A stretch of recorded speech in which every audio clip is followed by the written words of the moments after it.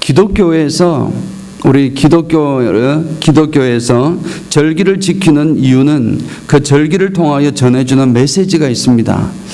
항상 중요한 메시지인데 그 메시지를 반드시 기억할 수 있도록 하는 것이 기독교의 절기를 우리에게 주셔서 지키도록 하는 것입니다. 그런데 동시에 그러한 장점이 있는 반면에 또 이 절기가 있으면 꼭 그때만 지키려고 하는 그러한 생각이 들지 않을까 하는 걱정들이 있습니다. 절기를 지킬 정도 같으면 그것은 굉장히 중요한 것입니다.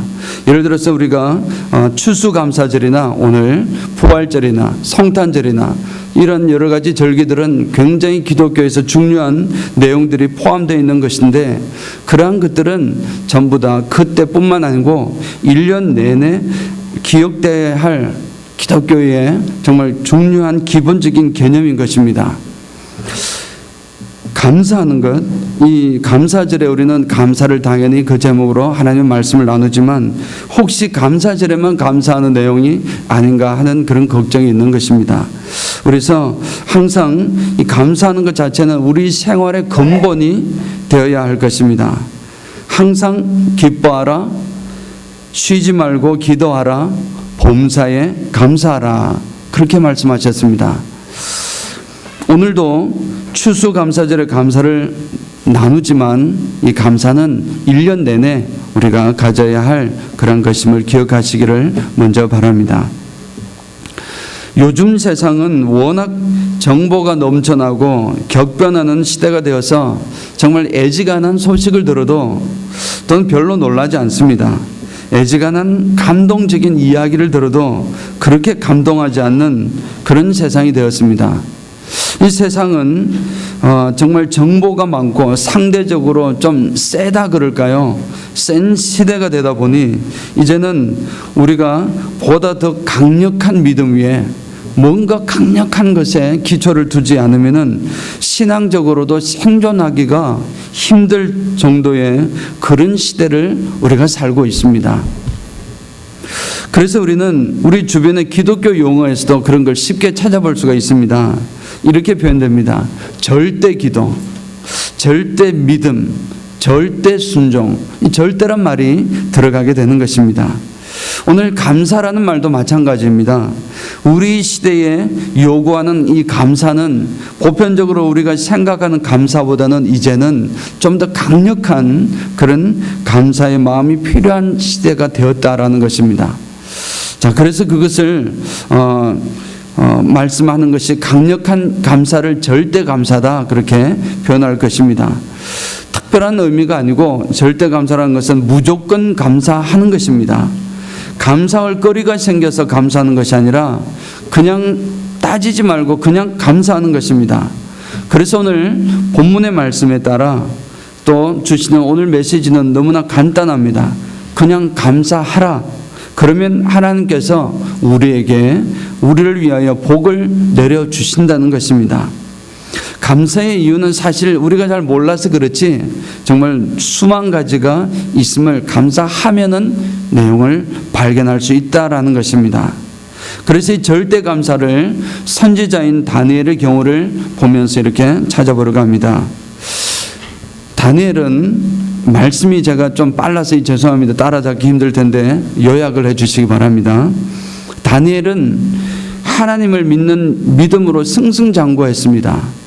그의 출신 성부는 유다 출신의 포로였습니다. 포로 출신의 이주자였지만 그는 이미 그 이전 본문 나오기 훨씬 이전 시대인 바벨론 시대의 너부갓네살이나 벨사살 시대에 이미 총리로 재직을 했습니다. 지금도 메데라는 왕 다리오 시대인데 메데 왕 다리오 시대도 사실은 총리 대신이고 또 아마 고레스 왕 페르시아의 왕이었던 바로 그 2년 후에 페르시아라는 나라가 그 지역을 장악을 하기 때문에 고레스라는 왕 사이러스 왕 시대에도 아마 그는 최고의 어떤 수상의 자리 총리 대신의 자리를 가지고 있었습니다. 그런데 이렇게 정말 승승장구했는 사람이었는데 예수를 우리가 바르게 믿다 보면은 남들이 겪지 않아도 되는 그러한 핍박과 어려움을 겪게 될 때가 있습니다. 그러나 그런 어려움을 겪을 수도 있지만 결국 믿음을 지키는 자는 승리하게 됨을 보여주는 아주 정확한 전형적인 예가 오늘 이 다니엘이라 할 수 있습니다.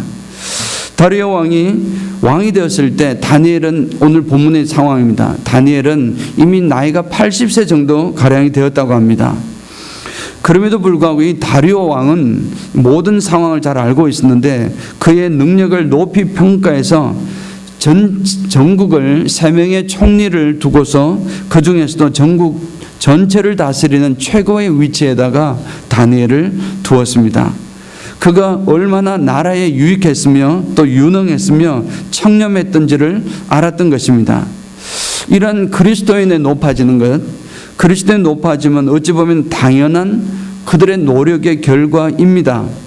그럼에도 불구하고 많은 도전과 시기와 질투와 모함들이 나타납니다.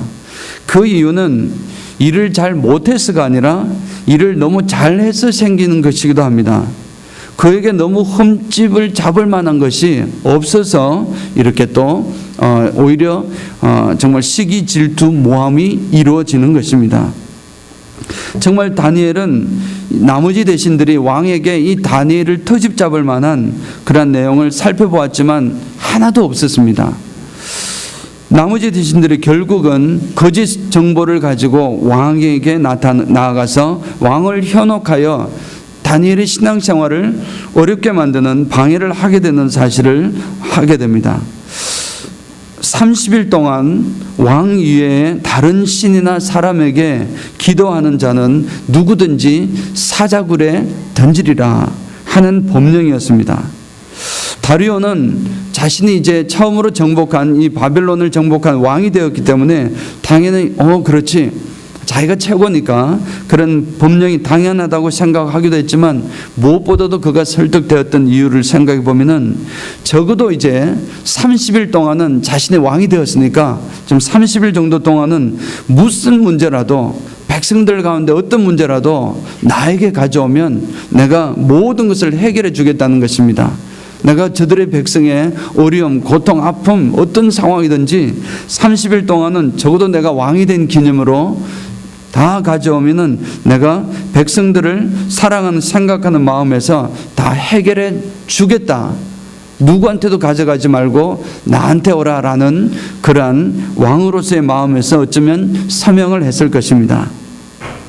한편으로는 또 왕의 위엄을 보여주고 싶은 것이도 했겠죠.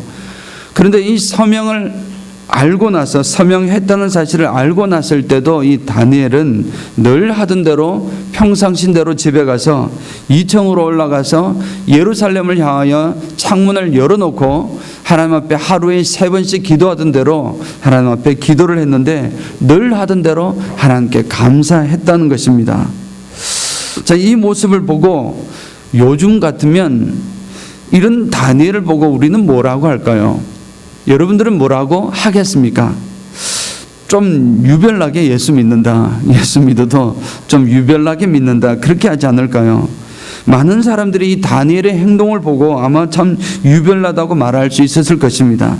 좀 지혜롭게 30일만 좀 참고 기다렸다가 30일 지나고 나면 그때 평상시 하던 기도 2배를 하면 되니까 2배를 하고 또 굳이 어려움으로 몰려갈 걸 뻔히 알고 있는데 왜 그렇게 해야 되느냐, 과연 이것이 옳은 일인가 라는 의문을 갖게 되는 것입니다.